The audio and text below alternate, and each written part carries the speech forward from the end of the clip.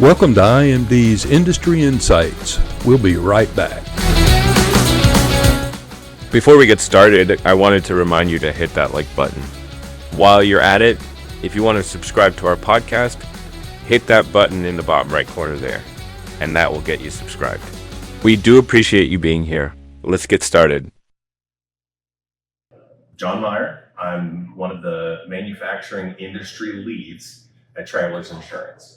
So what I do is look at some of the bigger picture information, strategic, what's going on in the industry. That's why things like shows like FABTECH are so important to us, to be able to see everything that's going on and the advancements. I've been in the insurance industry several decades now, and enjoy working with the industries where people are making things. We get to talk about supply chain, but they truly are the supply chain. So machinists, manufacturers, welders, some of my favorite businesses to work with, talk about, and help educate and protect as much as we can. Cool. Well, I'm glad you were able to take a few minutes to be with us today. I know one of the main things we wanted to talk about was the Travelers Injury Impact Report.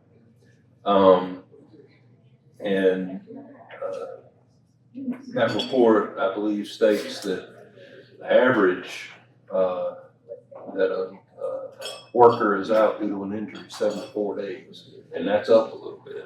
It is up a little bit. What would you attribute that to? That's an excellent question. So, as you mentioned, it is up a little bit. Something every year that Travelers puts together, the Injury Impact Report, using the information on all of the companies that we help to protect. And as the largest writer of workers' compensation insurance in the United States, it's a lot of good information. For the 5 years previous leading up to this, it was right around 65 to 67 days. And we did see that sudden jump. One of the things that we suspect may be an impact in that is the average age of the workforce is kind of at a polar point right now. I'm sure you see it. We have a lot of millennial, Gen Z, people in their late teens to early 30s, but then we also have the folks who are 55 and older who are getting close to retirement. And that same Injury Impact Report notes that when you are closer to retirement age, those average number of days out grow to 99. So that's one of the things that could be an impact. The other impact, some of the other things that we suspect could be at play is just the amount of recovery time that is estimated for the types of injuries. Things like slips and falls can have all types of different injuries. So there can be fractures. Strains and sprains are kind of the highest actual injuries that we usually see. And it doesn't matter what type of insured it is, what type of company. We see that slips, trips, and falls are way up there, pretty much anywhere, because everybody walks, in all these places. So it can be the types of injuries that we see, which again is impacted by the age of the people being injured. So when you have younger people who have soft tissue injuries, those sometimes the doctors are even more careful about the recovery because they know over the age or over all the years that they're going to be living, this can be something that can come back. And on the flip side, some fractures and other things for folks who may be older take a lot longer. So we suspect that may be some of it, but there are many, socioeconomic and all types of influences that could be impacting it. The important thing that we see to note is knowing that a preventable injury could have your employee out longer than you're used to. So those safety practices and that safety culture is even that much more important. 30% of the injuries are first-year employees. Obviously, training comes into that, but how can companies address that? I think the thing that we have found that is most impactful, and that I personally, through my own experience, have seen is the most impactful, is the adoption and adherence to a safety culture in the company, from the CEO, president, front office, all the way down to your brand new apprentice that is joining you at the company. If a new employee sees that the floor manager, the shop manager, is putting the garbage can right back where it should be, is wearing a hard hat, ear protection, eye protection, every time they enter a specific area, is helping to support a worker safety group. Those are all things that, from the very beginning, your employees see the importance and just the automatic following of some safety rules, and that those rules are there not to just cause headaches and slowdowns and bottlenecks. That's not at all what they're there for. They're there to prevent injuries. They're there to prevent the injury they might not know about until they're getting ready to retire, and they find out they've been inhaling something for all these years, and, having that air scrubbing, air handling, all of those things are important. And it's all that same safety culture from top to bottom. Even the smallest of things is important. Industrial machinery, there is no shortage of grease, oil, lubricants used. We all have those rags. What do we do with them? That is one of the biggest starters of fires. And having that small thing of the can that's designed to prevent that. And nobody has the pile by the machine.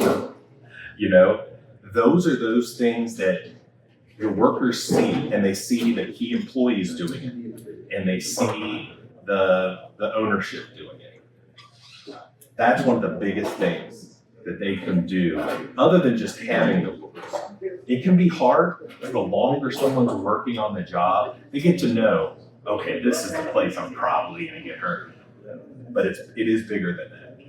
And we always appreciate the people who take the time to know that you're doing that not just for your safety, but for the future safety of all those workers that are watching you as the person that they hope someday that's the position that they're in.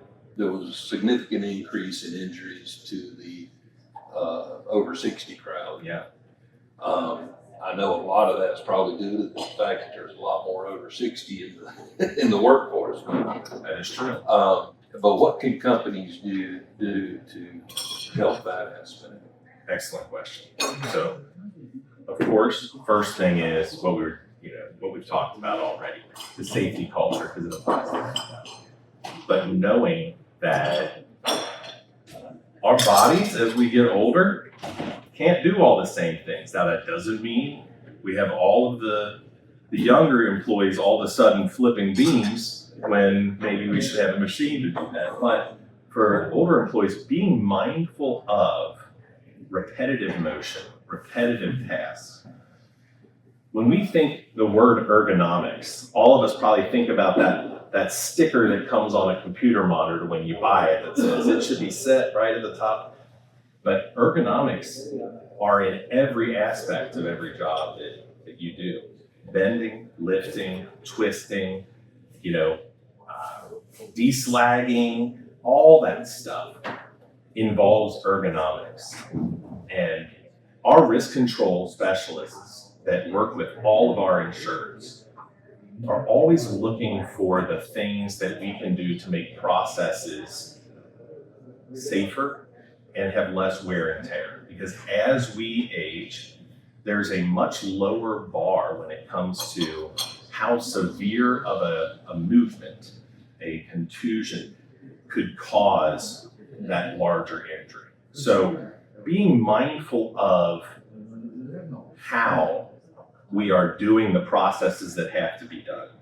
One of the things that we do for our insureds, this is a great example. They can take the cell phone video, right? So you have your safety or just maybe your shop manager, and you have someone do a process that they do. Maybe they take something off of a lift table or a cart or a conveyor, they move it over here.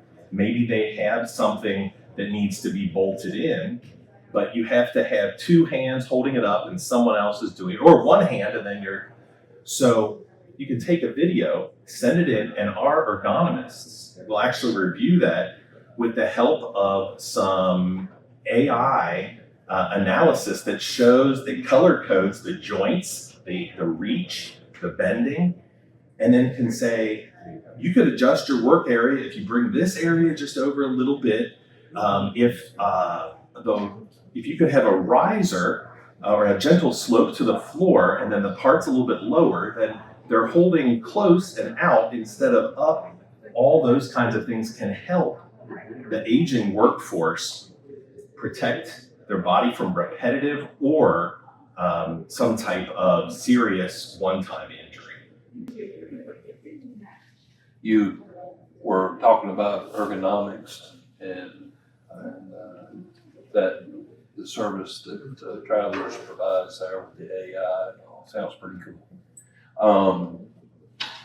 Do y'all offer any other services that can help your people out with ergonomics? Absolutely. So we have on-site and virtual conferences with our insureds. But with the on-site visits, it always involves looking at the shop floor, the processes, where things are stored, how they're stored, how it's set up. And it's very much a collaborative and advisor conversation because we all have the same goal of keeping the workers safe, the property in good working condition. So the boots on the ground, the experience of the Travelers risk control and safety experts is really one of the best tools that we can provide. There are numerous, unique processes, individual things, putting a screw here that's unique to each company. And so a one-size-fits-all solution is not something that is really possible if you want to help a company to really thrive when it comes to not just the safety culture, but the actual benefits and what happens afterwards. So being able to go through, and we have, well over 600 safety specialists that work with our insureds all across the United States, build relationships with them. And our risk control consultants get to know the processes, the products, and everything that our customers and insurers do. And being able to see those processes in action, because sometimes it's not something that's really a video that you can take. It takes seeing the way the plant is laid out. It takes seeing, what's the flow of the materials? Where's the tool area? Where's the machining area? Where's the washing area, prep, all of that. And seeing how that's laid out, who's doing what, and all of that work is crucial. And the ergonomics, and we really want to call that also material handling, because that's what, for someone who's not sitting at a desk all day, that's what the ergonomics is. How are you moving?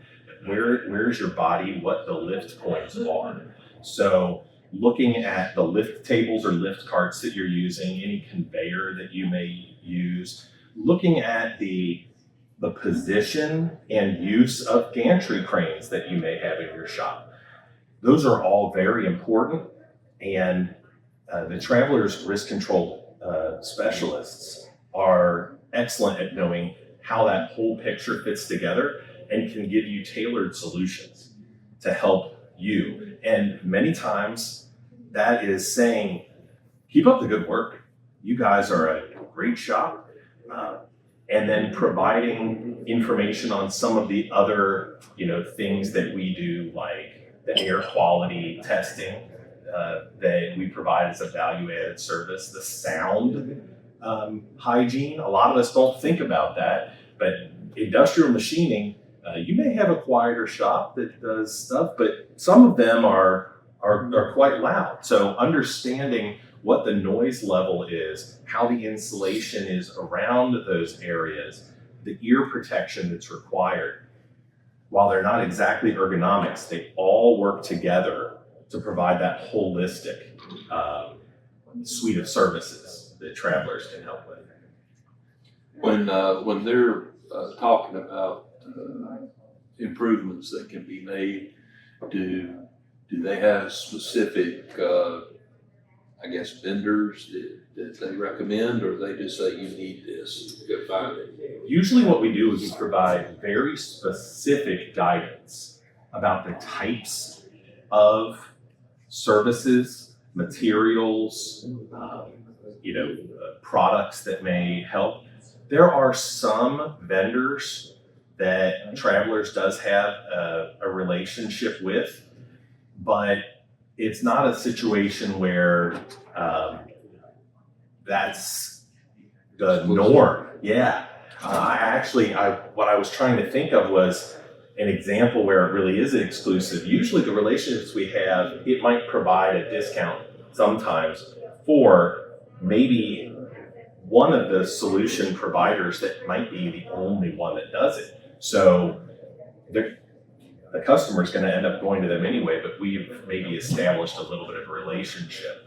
But more than anything, we provide guidance and documentation in a way that any company that the machine shop insured may go to and say, my insurance company recommended that we do this, I'd like to talk to you about it. Those specs and that information is going to be exactly what that company is going to need to know. So they provide that very specialized information for them. But there's usually a lot of regional, local solutions, and that's always the way that we would want our insureds to interact with their community. There's one area that I was surprised to see that y'all can help mitigate risk on, and that's supply chain. Yeah, It's better now. The past few years have been a little rough. it sure has. But how, in what ways can you mitigate that risk to the supply chain? Perfect word. You're using our language. The thing about supply chain disruptions is they're inevitable. They're going to happen. And I don't think we have had two of the same type of major supply chain disruption in the last few years. It's always been different. We'd have something going on with a canal that would be blocked, or we'd have something going on with geopolitical issue. So strikes, any number of things. We always know there's going to be a supply chain risk. And from risk mitigation standpoint, you want to make sure as a company you can continue operating. So having that plan, some people call it an emergency plan. That's good. But part of that emergency plan should also be just a contingency plan. And a lot of people might have put one of these together right after COVID, right? But revisiting that plan regularly is so important, because if you have a sheet steel vendor that all of a sudden it's a little bit harder for them to get it, maybe the prices have gone to the point where it makes you being able to price your products the same way, so you look for alternatives. Revisiting those alternatives on a regular basis is important, because your backup may be experiencing the same issues. So knowing where your solutions are and revisiting that contingency plan is important. We have upstream and downstream. That's the common things that we talk about with supply chain. But that in-plant supply chain is also incredibly important. That's your key employees. That's your new employee pipeline. I doubt I have to tell any of your viewers and readers how important it is to find that place, or those places that you can have a good flow source of workers. But when you have to train new workers for a job that at that moment, maybe there's only one person in your shop that can do it, but you always need to have 3, right there is a supply chain disruption, because that turns into a downstream very quickly.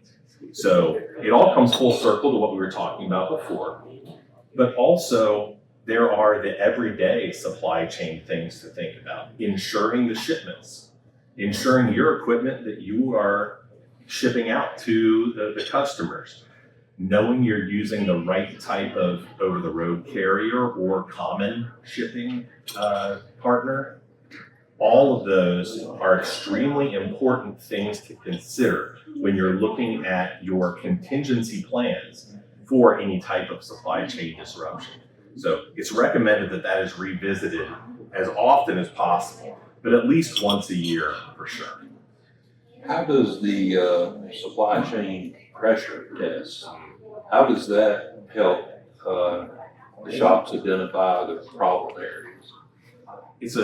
I'm glad you brought that up. It's a great tool that we have had on our website, trailers.com, for a while, and it allows you to answer some basic questions about how and from where you get your materials, component parts, raw materials, whatever it is may be, and then who your customers are, where they are, and how the things get to them.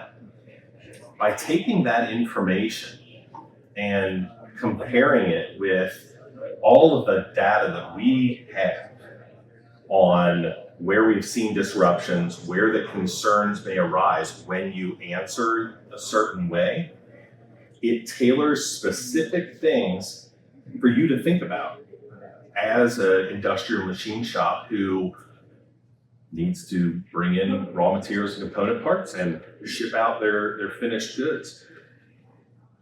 Not having to think about the specifics and where your real pain points are, it's a great tool to start the discussion with your partners, because I'm telling you now, the people who are upstream from you are also doing contingency planning, and you're part of that because you're a regular buyer of their things. And obviously they depended on it, just like your readership's customers are so important to them. So having conversations with your business to business contacts about how can we support each other? Who else do you work with that might be a good, it's all very important things to talk about. And that supply chain pressure tests helps give you the topics, the things tailored to your specific situation that should be front of mind and top of conversation. Moving on to something that is very, well, it's gaining a lot of steam is a lot of our shops. We're mainly small to mid-size shops.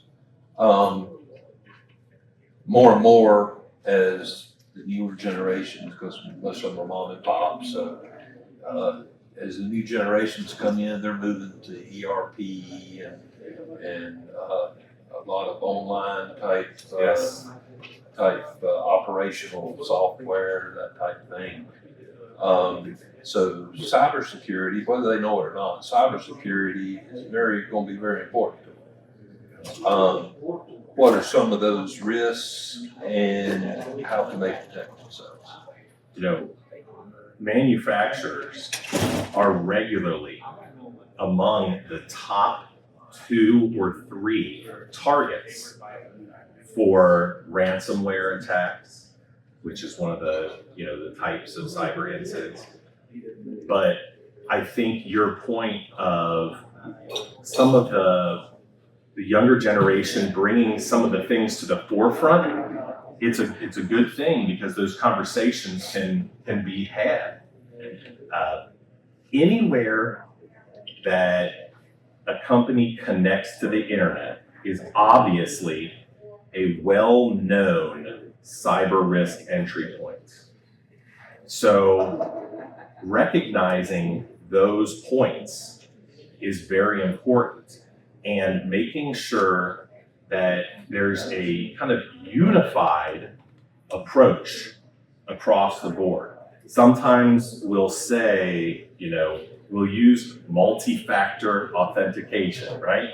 But maybe, our main sales guy and our owner, let's not do that. They don't have to.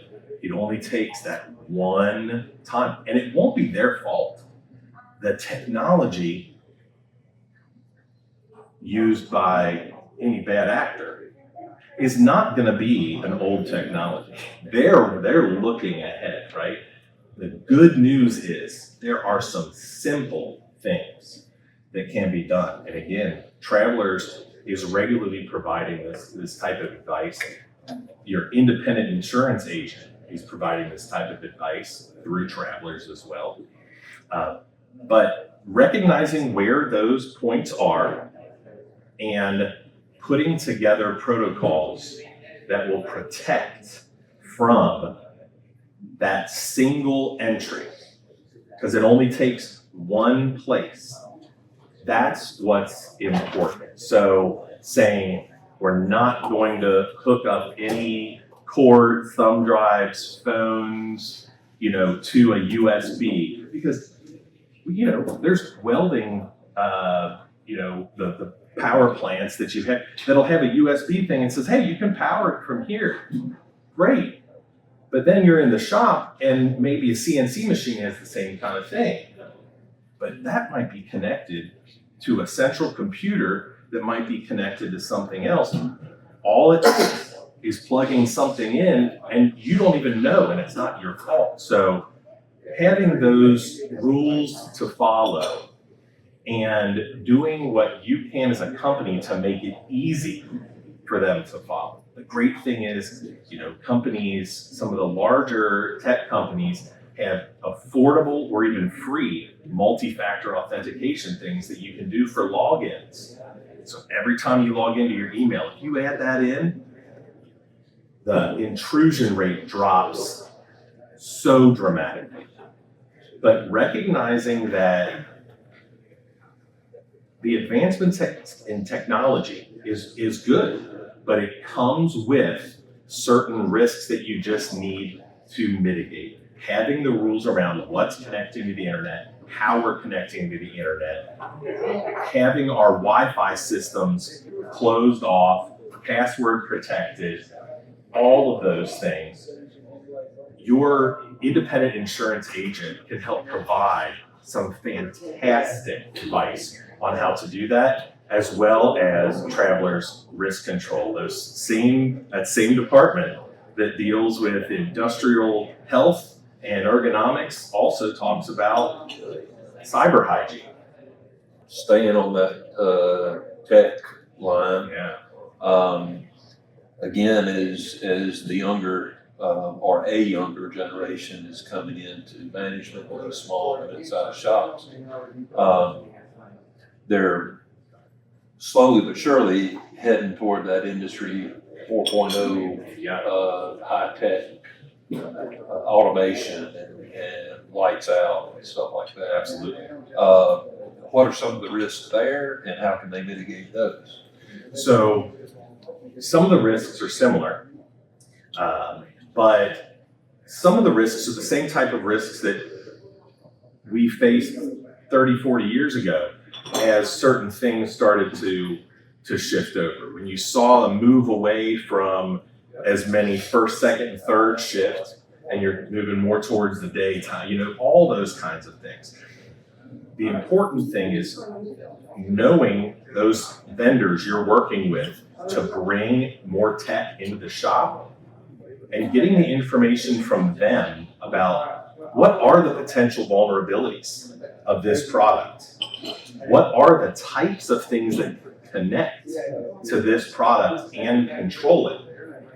Because tying back to our cyber risk question, if someone's able, controlling isn't as big, I guess they could rogue weld, that could, or maybe rivet, that could be a problem, but more than anything, it could prevent the use of, right?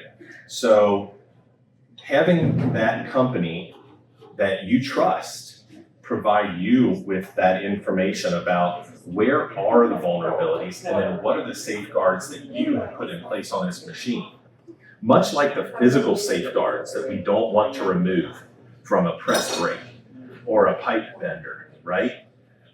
For the same reason, we don't want to risk deactivating some type of firewall or protection for high tech that would protect you not just from a cyber standpoint, but from a physical standpoint.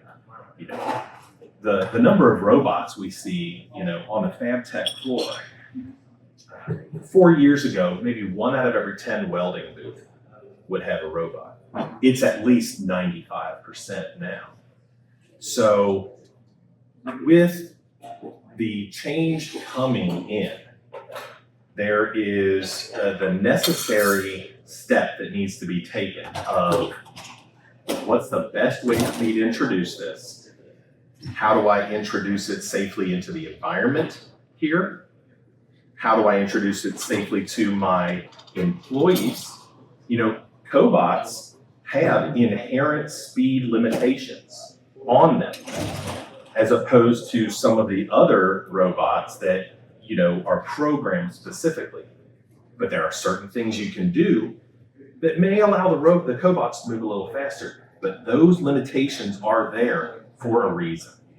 So understanding those, understanding how the high tech can help, but then taking those steps all through the process to understand where's the increased risk and what are the things that we can do to make sure that these protections that are built in, we use to the best of our ability.